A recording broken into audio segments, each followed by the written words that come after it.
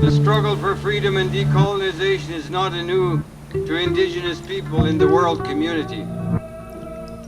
We have seen it in South Africa, in Beijing, in Poland.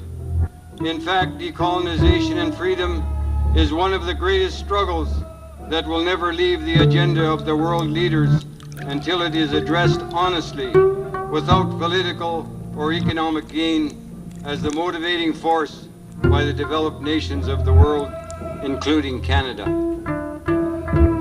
It was a great day for Saanich Indian people on September the 1st, 1988, because it was then that we took back the responsibility for the education of our children.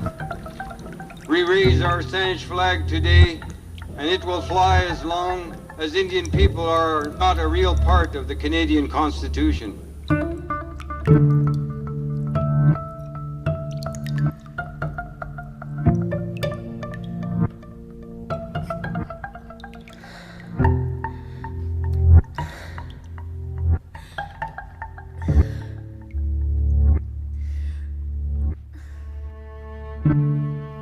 I feel and I know that I have a very different perspective on the Indigenous student. The Indigenous student as a learner, as a cultural being, and on the intergenerational trauma that has been passed down from my mom's generation, from my grandma's generation, from my great-grandpa and great-grandmother's generation. And this Canadian history has shaped the overall education of our people and the relationship with educational institutions as well.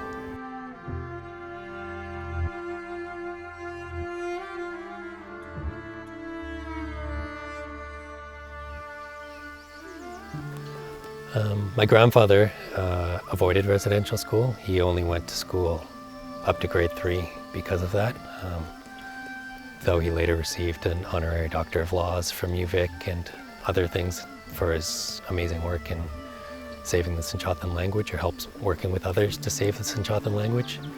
My grandmother wasn't so fortunate. She did go to residential school. You know, I know that was a... I don't think that I'll share all of it here.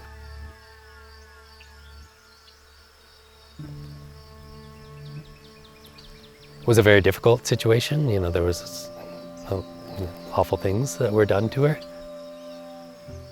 You know, after she left residential school at 16, or was essentially kicked out, aged out of being in school, she went to the police to try and report what they did to people at these schools, and they told her to leave.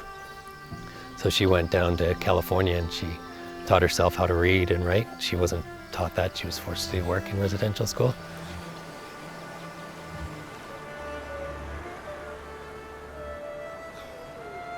So intergenerational trauma is trauma that happened to someone's ancestors, and the effects are still being felt today because past generations never had a chance to heal.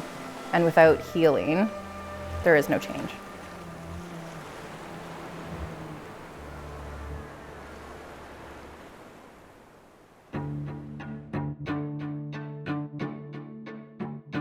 My name is Charlene Hickey. I'm currently a master's in counseling student at the University of Victoria. I think that I always knew I wanted to be a counselor, even if I didn't know what the name counselor meant. My work specifically focuses on trauma from an attachment lens. So we're looking at the families and the bonds that children had with their parents, and then we're trying to recreate these bonds in the therapeutic setting.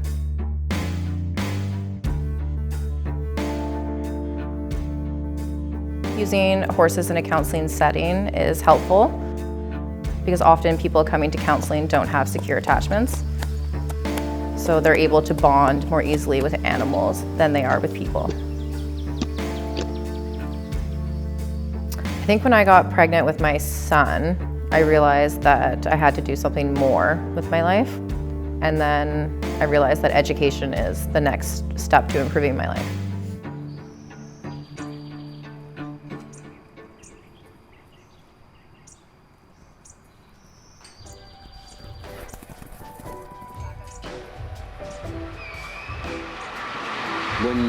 When you look at the small world community, when people have decided they want to be free, the first thing they do is get control of their education.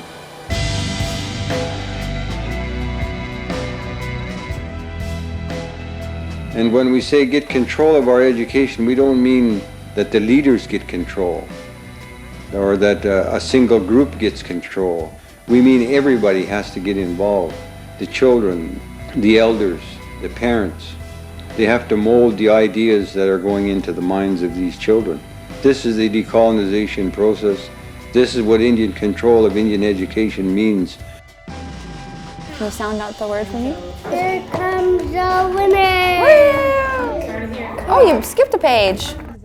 There has been a history of mistrust, rightfully so, a history of abuse, and a history of trauma experienced within educational institutions. It is my job as an Indigenous educator to advocate for those youth. I had to get a Western education in order to ensure my Indigenous reclamation.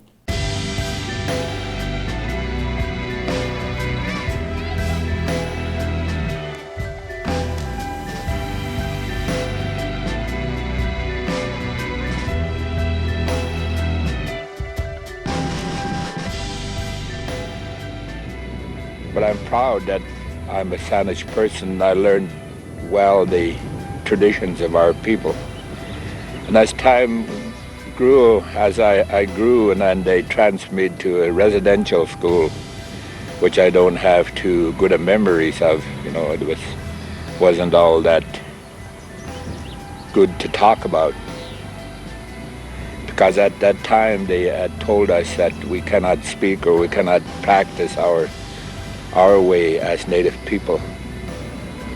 But we carried on our traditions, our ways.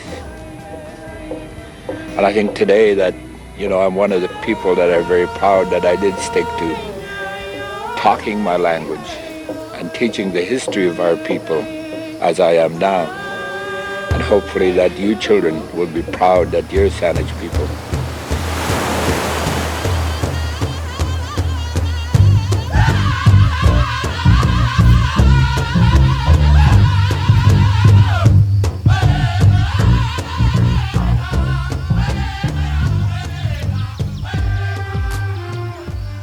One of the people from Saanich said to me that the old people have a song and we are their echo.